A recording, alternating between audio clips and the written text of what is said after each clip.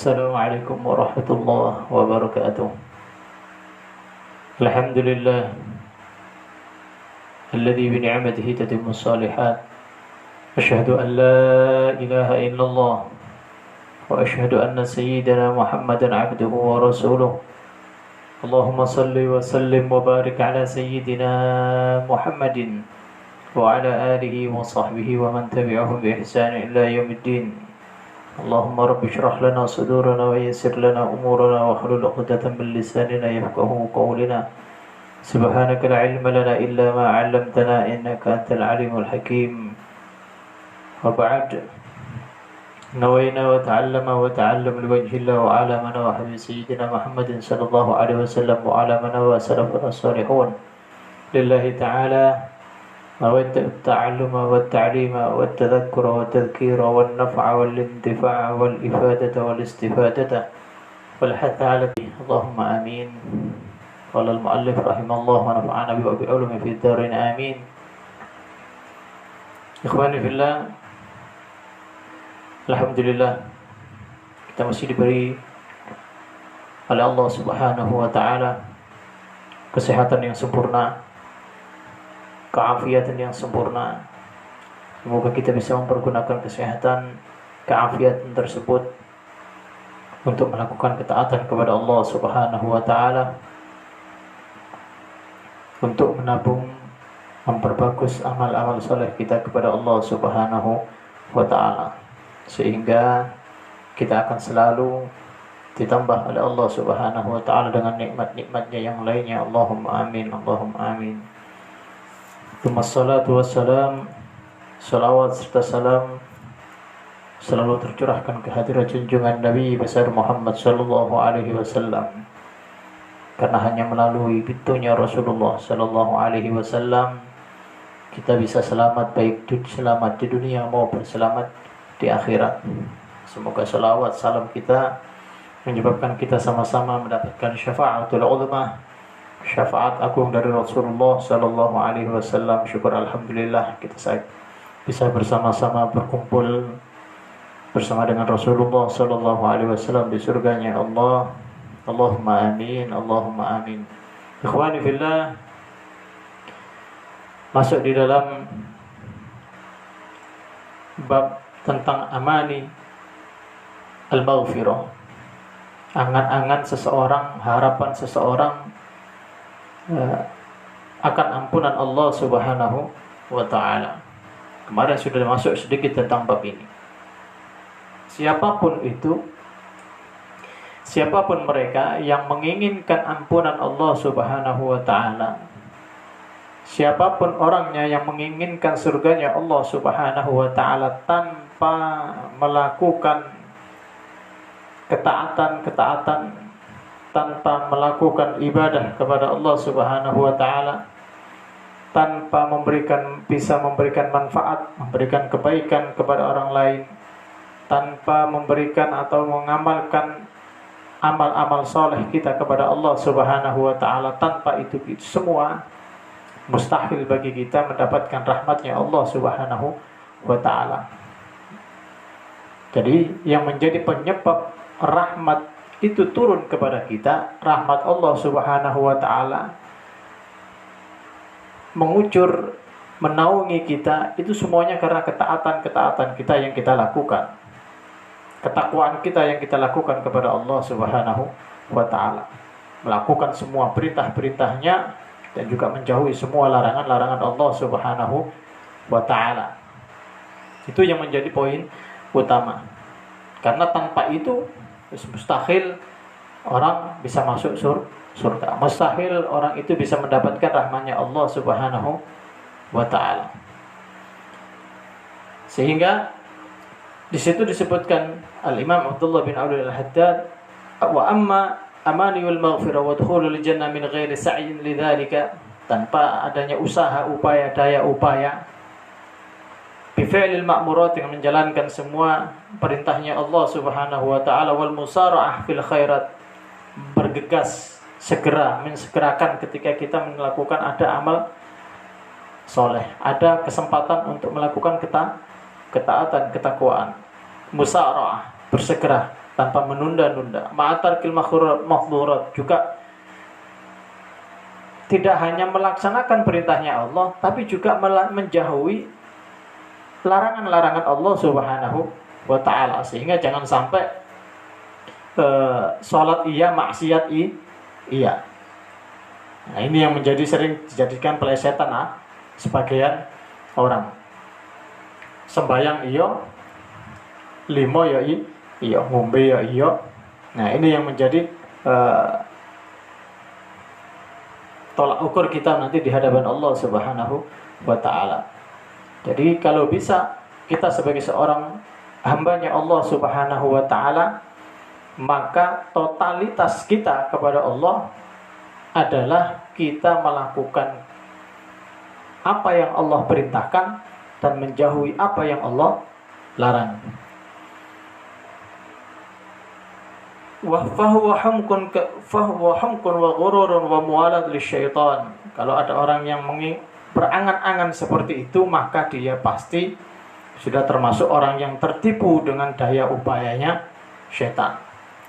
Maka Allah Subhanahu wa ta'ala berfirman di dalam surat An-Nisa ayat 119. Dalam surat An-Nisa ayat 119, Allah Subhanahu wa ta'ala berfirman, "Wa may yattakhidhish syaitana waliyan min dunillahi faqad khasira khusranan mubina."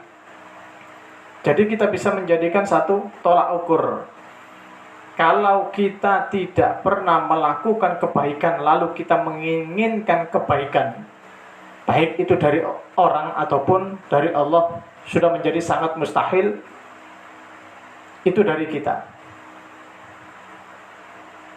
Orang tidak pernah melakukan kebaikan, artinya mengamalkan ketaatan kepada Allah, lalu kita mengharapkan ampunan Allah, sudah sangat mustahil. Artinya kalau ada orang yang seperti itu, berarti tandanya ia sudah tertipu dengan tipu daya syaitan. Seperti halnya sangat mustahil seseorang itu bisa mendapatkan kebaikan dari orang lain, sedangkan ia sendiri tidak pernah melakukan kebaikan kepada orang lain. Artinya apa? Bahasanya gak iso gak tau nguwongno wong kok njaluk diuwongno wong. Nah, ini juga sangat mustahil. Maka kalau menginginkan itu semua, menginginkan kita mendapatkan rahmatnya Allah Subhanahu wa ta'ala, mendapatkan ampunannya Allah Subhanahu wa ta'ala, mendapatkan surganya Allah Subhanahu wa ta'ala, maka carilah jalan untuk mendapatkan itu semua. Dan jalan itu pun sudah dibuka oleh para aulia as-salihin melalui sebagai warasatul anbiya. Sudah dijelaskan oleh Rasulullah sallallahu alaihi wasallam, "Wa may yattakhidhish syaitana waliyan min dunillahi faqad khasira khusranan mubina." Sudah pasti kalau ada orang seperti itu, maka dia sudah termasuk tertipu daya oleh syaitan. Nah, ini yang menjadi garis besarnya. Karena apa? Kenapa kok itu mereka sudah pasti menjadi mereka orang yang tertipu daya oleh syaitan? Karena sebelum di ayat 119 itu disebutkan, "Wala udillannahum wala umanniyannahum wala amurannahum fala yubattikunna adhanal an'ami." Jadi tugas syaitan di sini adalah sudah pasti kita akan disesatkan. Manusia sudah pasti akan disesatkan oleh syaitan. Dan akan dibangkitkan angan-angan. Kemarin tentang angan-angan kosong.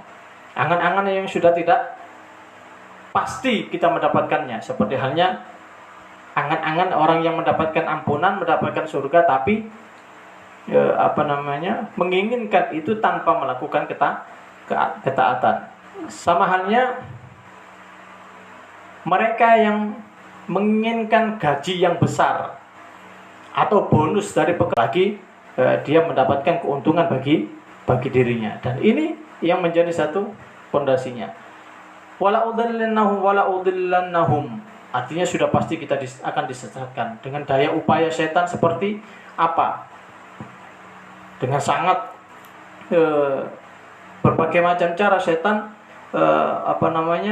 menyesatkan kita agar kita tersesat dan jauh dari Allah Subhanahu wa taala dengan angan-angan kosong. Dan juga bahkan kita diperintah oleh setan, kalau di sini disebutkan memotong telinga binatang ternak, karena pada saat itu di asbab nuzulnya setan membisiki orang-orang Yahudi untuk memotong telinga daripada hewan-hewan ternaknya, sehingga ketika ada hewan yang sudah terpotong telinganya, itu menjadi tanda bahwasanya hewan itu tidak boleh disembelih, tidak boleh dimakan. Dan mereka dibisiki oleh setan lagi bahwasanya ini adalah merupakan perintah agama. Nah, ini juga menjadi satu tipu daya setan. Lalu mereka pun benar-benar memotongnya. Wala amurannahum fala yughayyirunna khalqallah. Dan juga mereka, setan pun akan menyuruh anak manusia mengubah ciptaan Allah Subhanahu wa taala. Di dalam tafsir disebutkan bahwasanya mereka mengebiri seorang pria hanya untuk diperintahkan menjaga budak atau menjaga wanita tuannya. Atau di dalam tafsir yang lain mengatakan mereka merubah ciptaan Allah dengan mengebiri binatang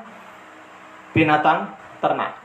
Nah, ini merupakan daya tipu upaya setan. Wa may yattakhidhus syaitana waliyyan min dunillahi faqad khasira khusranan mubina. Nah, ini sudah jelas artinya apa? Setan akan terus bergerilya, terus akan menipu anak Adam agar sampai pada tujuannya adalah berpaling dari Allah Subhanahu wa taala. Maka dari sini, dari tafsir daripada surat An-Nisa ayat 119, ada di setiap anak manusia, di setiap manusia itu ada potensi jahat dirinya yang itu bisa semata-mata atau bisa berpotensi dan secara spontanitas itu berbuat jahat. Simpelnya apa? Ketika kita sudah marah, dan marah itu tanpa terkendali dengan baik, artinya apa? Kembali lagi kena bisikan setan, untapno marahi, lampiaskan marah sehingga apa? Dilampiaskan dengan betul. Kenapa? Karena ada terkena bisikan setan, sehingga marah yang semestinya ia sudah bisa mengontrolnya dan menahannya karena mendapatkan bisikan setan, udah lampiaskan saja, dibisiki lampiaskan, kon wis pirang-pirang tahun sabar, ternyata tetap seperti itu, mosok kon gak murang-muring. Akhirnya apa? Karena mendapatkan bisikan dan sudah terlalu sering, katakanlah mungkin ia diganggu ataupun hal yang lainnya, akhirnya dilampiaskan. Nah, ini ada potensi jahat. Nah, ini yang harus kita waspadai. Jangan sampai potensi jahat yang ada di dalam diri kita itu timbul dan justru akan semakin menjatuhkan derajat kita di hadapan Allah, atau bahkan menggugurkan semua amal-amal soleh kita. Dan ini menjadi peringatan yang penting bagi kita. Karena memang sudah daya upayanya setan adalah berusaha untuk memalingkan manusia dari kepercayaan yang benar dengan mengaburkan petunjuk jalan Allah Subhanahu wa taala. Nah, ini yang menjadi satu poin pentingnya. Barang siapa, kata Al-Imam Abdullah bin Alwi al-Haddad,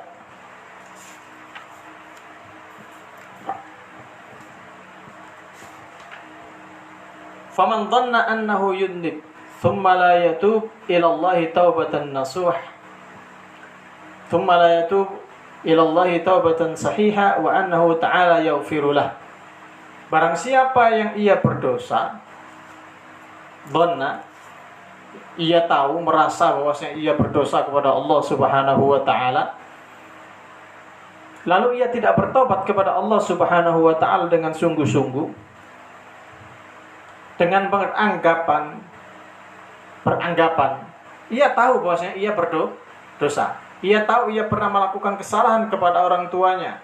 Ia tahu melakukan kesalahan kepada gurunya. Ia tahu melakukan kesalahan kepada temannya. Ia tahu melakukan kesalahan kepada tetangganya. Tapi ia beranggapan apa? Aku gak salah kok. Aku wis bener kok. Tindakanku sudah betul kok. Padahal ia jelas bahwasanya tindakannya adalah tindakan yang salah di mata baik di mata agama, di mata sosial, di mata masyarakat. Ataupun orang yang berdosa tahu ia bahwasanya ia berdosa, tapi ia tidak merasa berdosa. Ia beranggap begini, oh sekarang jaluk sepuro pangeran lo Ghafurur Rahim, pangeran ae maha pengampun kok sekarang jaluk sepuro. Nah, ini juga merupakan memang betul bahwasanya Allah Ghafurur Rahim, maha pengampun lagi maha penyayang. Tapi butuh kita meminta ampunan kepada Allah Subhanahu wa taala. Karena apa? Pintu kita untuk mendapatkan ampunan Allah adalah kita bertaubat kepada Allah Subhanahu wa taala. Kita mengakui pintu di mana kita mendapatkan ampunannya Allah Subhanahu wa taala adalah pengakuan terhadap dosa kita. Ngaku kalau kita ini berbuat salah, ngaku kalau kita itu berbuat dosa. Seperti hanya kita mohon maaf kepada orang lain, itu pun kan pasti kita mengungkapkan, mungkin ada omongan kita mohon maaf, mungkin ada omongan saya tadi yang saya utarakan itu menyinggung panjenengan, atau ada tindakan yang kurang sopan atau kurang ajar kepada panjenengan, itu kita ungkapkan. Begitu juga kepada Allah Subhanahu wa taala. Jalannya adalah pertobatan, permohonan ampun kepada Allah dengan mengakui kesalahan kita dan mohon ampun kepada Allah Subhanahu wa taala. Ia beranggapan bahwasanya Allah mengampuninya, sedangkan ia malas berbuat taat dan malas sibuk dengan urusan duniawi. Sudah enggak mau mengakui dosanya, tidak mau mengakui kesalahannya, malah ia fokus dalam urusan duniawi. Tak mau mengakui kesalahan, enggak mau mengakui dosanya, tapi ia justru tenang wae yo. Umur sik enom, awak sik sehat.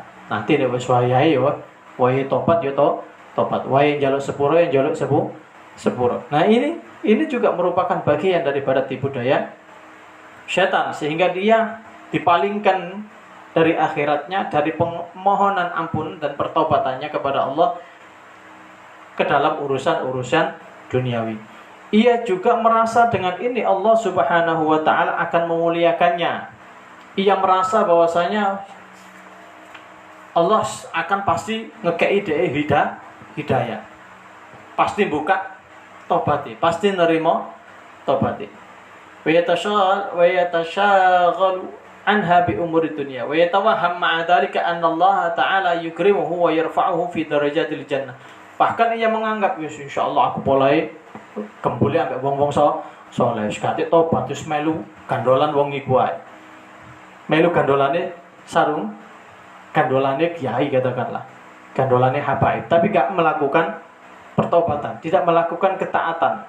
Wis engko melu kiai ae, melu kiai wis pasti derajatnya diangkat oleh Allah Subhanahu wa taala. Melu habaib pasti derajatnya diangkat oleh Allah Subhanahu wa taala. Bahkan almar'u ma'a ahabba, almar'u ma'aman ahab, pakai dalil wis wong iku bersama dengan wong sing dicintai, tapi tidak melakukan ketaatan, tapi tidak mengakui bahwasanya ia sebagai orang yang berdosa kepada Allah Subhanahu wa taala. Nah, ini juga merupakan talbis.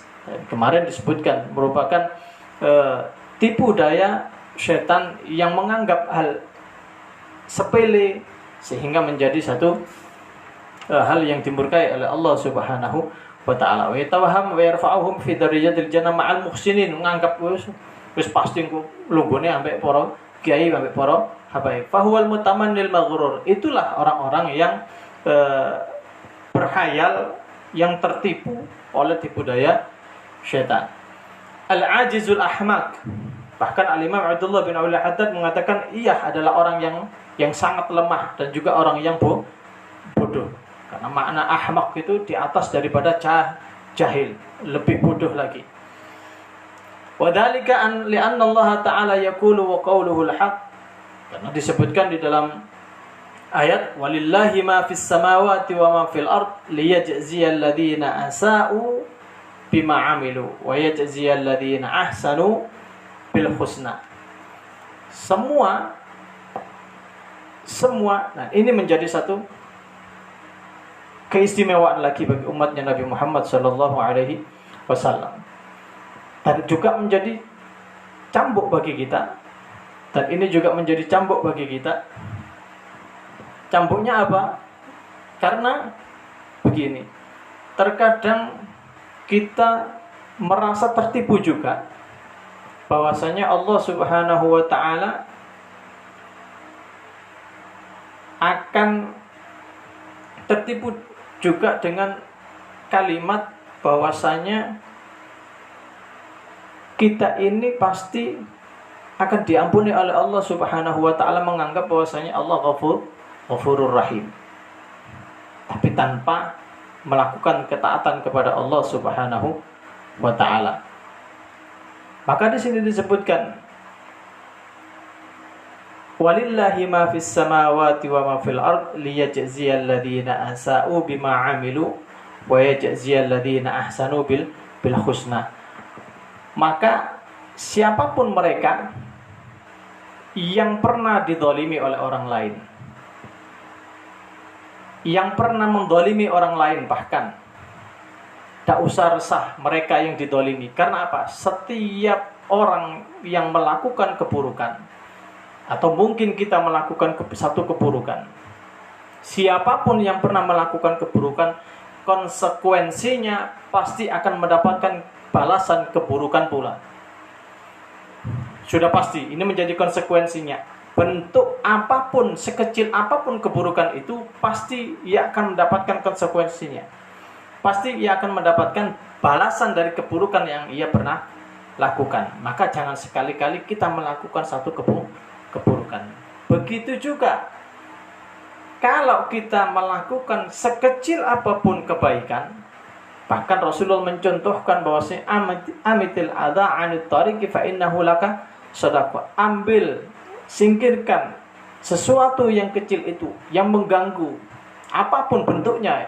Kalau itu mengganggu, walaupun kecil ringan, kita singkirkan, kita hindarkan agar jangan sampai terkena orang lain. Dan itu balasannya adalah pasti kebaikan. Kalau di sini disebutkan oleh Rasulullah akan mendapatkan terhitung sebagai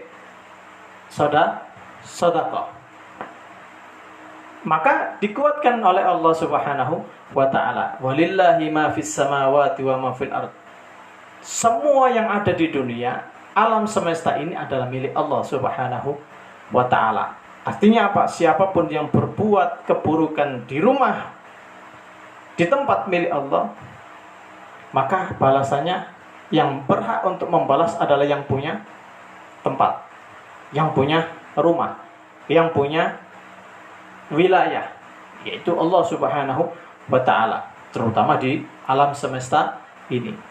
Lillahi ma fis samawati wa ma, semuanya adalah milik Allah, kepunyaan Allah Subhanahu wa ta'ala, baik yang di langit maupun yang di bumi. Liyajziyal ladzina asa'u, semata-mata apa? Supaya Allah memberi balasan kepada orang-orang yang berbuat jahat terhadap apa yang mereka kerjakan.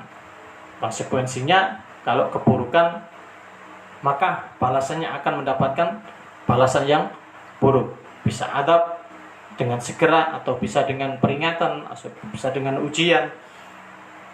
Tergantung sebesar apa ia melakukan satu keburukan kepada Allah Subhanahu wa ta'ala, atau kepada orang lain, atau bahkan kepada Rasulullah sallallahu alaihi wasallam. Wa yajziyal ladzina ahsanu bil husna, dan Allah akan memberi balasan kepada orang-orang yang berbuat baik dengan pahala yang lebih baik. Dengan kesabaran kita tidak membalas keburukan orang lain, balasan kita adalah balasan yang lebih baik. Bisa juga kita mendapatkan kebaikan dari Allah di dunia atau bahkan diberi bonus oleh Allah Subhanahu wa taala, balasan yang lebih baik adalah surganya Allah Subhanahu wa taala.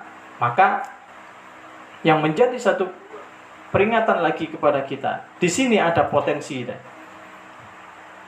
Di setiap diri kita punya potensi. Kalau kita melakukan keburukan, maka nanti potensi buruknya pun, potensi balasan buruk dari Allah pun akan ada dan akan menghinggap kepada kita dan kembali kepada kita. Kalau potensi kebaikan yang sudah tertanam di dalam diri kita sebagai makhluk yang mana fitrah dari setiap makhluknya Allah atau fitrahnya daripada anak Adam itu adalah kebaikan, adalah menyembah Allah Subhanahu wa taala. Bahkan dalam satu hadis dijelaskan, inni khalaqtu ibadi, yang diriwayatkan oleh dari Iyad bin Ahmad, Rasulullah sallallahu alaihi wasallam bersabda, inni khalaqtu ibadi hunafa, kata Allah Subhanahu wa taala dalam satu hadis qudsi, sesungguhnya aku telah menciptakan hamba-hambaku cenderung kepada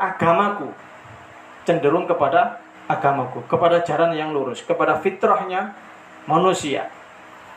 Faja'adhumus syayatin, maka datanglah setan kepada mereka, fajtalathum an dinihim, lalu setan memalingkan mereka dari agamanya, wa harramat alaihim ma ahallaltu lahum, dan ia mengharamkan apa yang telah aku halalkan bagi mereka. Nah, ini yang menjadi sering kita menjadi tertipu dengan tipu daya setan, dan ini akan menjadi satu peringatan bagi kita agar jangan sampai ada, jika merasa indikasi itu kita melakukan keburukan, maka kita harus segera menghindarkan diri kita dari keburukan itu, sehingga jangan sampai potensi jahat yang terbesit di dalam diri itu akhirnya terjadi dan terlaksana. Namun harus kita tahan agar potensi jahat itu menjadi satu potensi kebaikan dengan al-musara'ah fil khairat, dengan menyegerakan kebaikan. Artinya apa? Kalau kita punya kerentak hati, katakanlah keinginan yang buruk, lalu kita beristighfar kepada Allah Subhanahu wa ta'ala. Di ayatnya ada, pernah kita juga membahasnya, bahwasanya kalau ada sedikit saja keinginan untuk melakukan keburukan, maka kita harus langsung membelokkan itu dengan beristighfar kepada Allah Subhanahu wa ta'ala. Artinya apa? Tahu bahwasanya, sadar keinginan itu merupakan murka dari Allah Subhanahu wa ta'ala, dirinya dimurkai oleh Allah. Lalu kita pun langsung harus beristighfar kepada Allah Subhanahu wa ta'ala, sehingga jangan sampai dengan beristighfar itu kita tidak sampai melakukan satu keburukan yang tidak diridhoi, atau keburukan yang menjadi datangnya murkanya Allah Subhanahu wa ta'ala. Ikhwani fillah, mungkin ini saja yang dapat kami sampaikan. Semoga menjadi satu keterangan bermanfaat, dan semoga potensi-potensi yang ada di dalam diri kita adalah potensi-potensi fitrah yang mana Allah Subhanahu wa ta'ala sudah menanamkan di dalam diri kita sebagai seorang yang innama khalaqtul jinna wal insa liya'budun, sebagai orang-orang hambanya Allah yang beribadah dan menyembah kepada Allah Subhanahu wa ta'ala. Dan semoga kita dihindarkan oleh Allah Subhanahu wa ta'ala dari segala bentuk tipu daya syaitan. Rabbi a'udzubika min hamazatis syayatin wa a'udzubika rabbi ay yahdurun. Semoga Allah menjaga diri kita dari semua bentuk godaan-godaan syaitan dan tipu daya syaitan. Allahumma amin, Allahumma amin. La ilaha illallah al-mawjud fi kulli zaman, la ilaha illallah al-ma'bud fi kulli makan, la ilaha illallah al-madhkur bi kulli lisan, la ilaha illallah al-ma'ruf bil ihsan, la ilaha illallah kulla yawmin huwa fi shan. لا إله إلا الله الأمان من زوال الإيمان ومن فتنة الشيطان. يا قديم الإحسان كم لك علينا من إحسانك القديم. يا حنان يا منان يا رحيم يا رحمن يا غفور اغفر لنا وارحمنا وأنت خير الراحمين. وصلى الله على سيدنا محمد وآله وصحبه وسلم والحمد لله رب العالمين. اللهم اهدنا فيمن هديت وعافنا فيمن عافيت وتولنا فيمن توليت وبارك لنا فيما أعطيت وقنا شر ما قضيت فإنك تكون بين وليك استغفر الله صلى الله عليه وسلم. السلام عليكم ورحمة الله وبركاته.